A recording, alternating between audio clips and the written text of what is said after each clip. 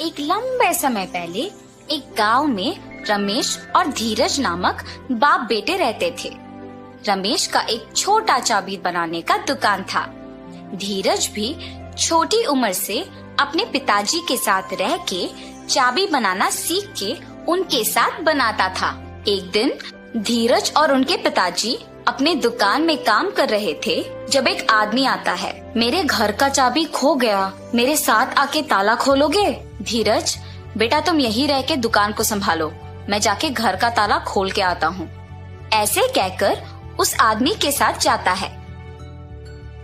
बहुत दूर चलने के बाद, यही मेरा घर है, ताला खोलिए। उसी गांव में पले पड़ने के कारण रमेश को उस गांव में रहने वाले सारों के घर अच्छे से पता था। उस आदमी के दिखाए हुए घर रमेश के पहचान के वालों का होने पर वो सोच में पड़ जाता है। बाबू, जो चाबियां मेरे पास अभी है उनसे इस ताला को खोल नहीं पाऊंगा। दूसरे चाबियों का गुच्छा घर के पास है, जाके ले आते हैं। ऐसे कहकर उस आदमी को जमींदार के पास लेके जाता है। प्रभु, ये आदमी चाबी खोने का बहाना बना के मेरे पास आया है और मुझे कोई दूसरे आदमी का घर दिखा के खोलने के लिए कहा, इसीलिए मैं इसको आपके पास ले आया। तुम बहुत होशियार आदमी हो, इसीलिए इसको मेरे पास ले आ सके। ऐसे जमींदार रमेश की तारीफ करता है और रमेश अपना दुकान वापस चला जाता है। पिताजी, आपने ताला खोला? और जो भी हुआ धीरज के पिता उसे बताते हैं।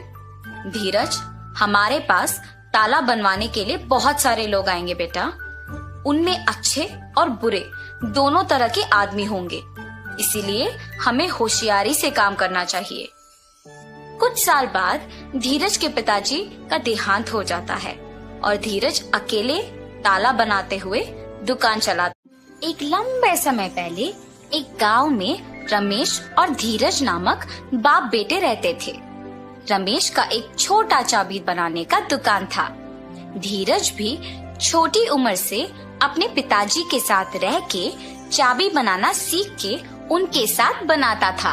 एक दिन धीरज और उनके पिताजी अपने दुकान में काम कर रहे थे जब एक आदमी आता है। मेरे घर का चाबी खो गया, मेरे साथ आके ताला खोलोगे? धीरज, बेटा तुम यहीं रह के दुकान को संभालो, मैं जाके घर का ताला खोल के आता हूँ। ऐसे कहकर उस आदमी के साथ जाता है। बहुत दूर चलने के बाद, यही मेरा घर है, ताला खोलिए। उसी गांव में